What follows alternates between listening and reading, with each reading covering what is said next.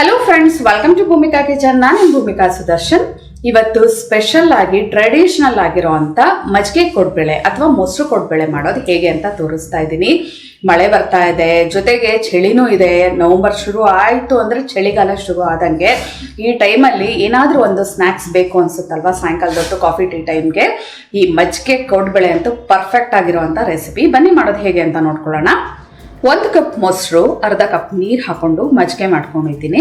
ಇದಕ್ಕೆ ರುಚಿಗೆ ತಕ್ಕಷ್ಟು ಉಪ್ಪು, ಹಸಿಮೆಣಸಿನಕಾಯಿ 2 ರಿಂದ 3 ಸಣ್ಣ ಕಟ್ ಮಾಡ್ಕೊಂಡಿರೋದು, ಕೊತ್ತಂಬರಿ ಸೊಪ್ಪು 1 ಟೇಬಲ್ ಸ್ಪೂನ್, ಕರಿಬೇವಿನ ಸೊಪ್ಪು 1 ಗರಿ ಸಣ್ಣ ಕಟ್ ಮಾಡಿಕೊಂಡು ಹಾಕೋಬೇಕು, ಜೀರಿಗೆ 1 ಅರ್ಧ ಟೀ ಸ್ಪೂನ್, ಹಿಂಗು ಸ್ವಲ್ಪ,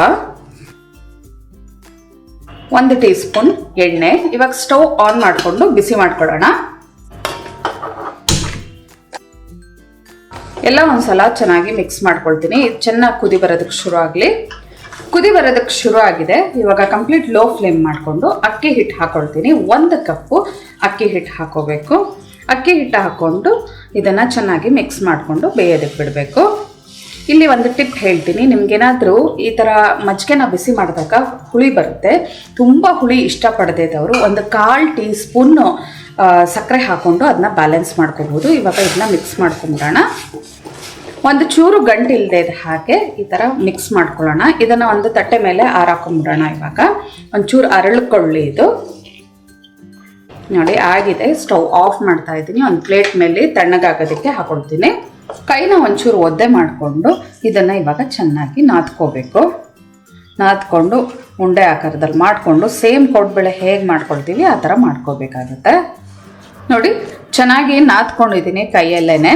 ಈ ಥರ ನಾದ್ಕೊಂಡು ಒಂದು ಚಿಕ್ಕದು ನಿಂಬೆಹಣ್ಣು ಗಾತ್ರಗಿಂತನೂ ಸ್ವಲ್ಪ ಕಮ್ಮಿ ಚಿಕ್ಕ ನಿಂಬೆಹಣ್ಣು ಗಾತ್ರದ ಉಂಡೆ ತೊಗೊಂಡು ಹೀಗೆ ಸೇಮ್ ಉದ್ದಕ್ಕೆ ನಾದ್ಬಿಟ್ಟು ಅದನ್ನು ಒಂದು ಬೆರಳು ಸಹಾಯದಿಂದನೋ ಅಥವಾ ರೌಂಡಾಗಿ ಕೊಡ್ಬೇಳೆ ಹೇಗೆ ಮಾಡ್ತೀವಿ ಆ ಥರ ಮಾಡಿ ಇಟ್ಕೊಳ್ಳೋಣ. ಸ್ವಲ್ಪ ದಪ್ಪಕ್ಕೆ ಇರಲಿ. ಕೊಡ್ಬೇಳೆ ಆಕಾರದಲ್ಲಿ ಎಲ್ಲನೂ ಹೊಸ್ತಿಟ್ಕೊಂಡಿದ್ದೀನಿ. ಇವಾಗ ಎಣ್ಣೆ ಕಾಯಕ್ಕಿಟ್ಟಿದೆ, ಹದವಾಗಿ ಎಣ್ಣೆ ಕಾದಿದೆ.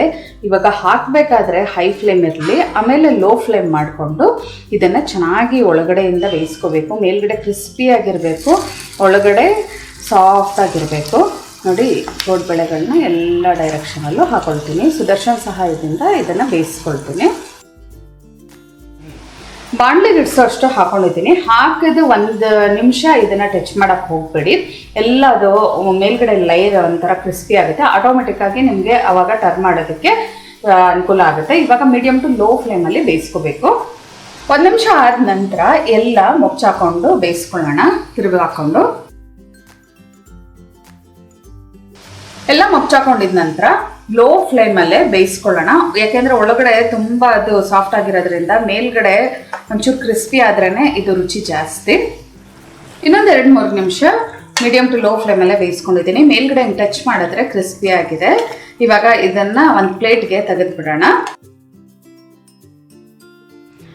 ನೋಡಿ ಹಿಂಗೆ ಮುಟ್ಟಿದ್ರೇ ಗೊತ್ತಾಗ್ತಾ ಇದೆ ಮೇಲ್ಗಡೆ ಕ್ರಿಸ್ಪಿ ಆಗಿದೆ, ಒಳಗಡೆ ಸಾಫ್ಟ್ ಆಗಿದೆ. ಹಿಂಗೆ ಟಚ್ ಮಾಡಿದ್ರೆ ನೋಡಿ, ನಿಮಗೋಸ್ಕರ ಇದು ಮುರಿದು ತೋರಿಸ್ತಾ ಇದ್ದೀನಿ. ಒಳಗಡೆ ಸಾಫ್ಟ್ ಆಗಿದೆ, ಹಿಂಗೆ ಪ್ರೆಸ್ ಮಾಡಿದ್ರೇ ಗೊತ್ತಾಗುತ್ತೆ. ಮೇಲ್ಗಡೆ ಕ್ರಿಸ್ಪಿ ಆಗಿದೆ. ಈ ಥರ ಇರಬೇಕು.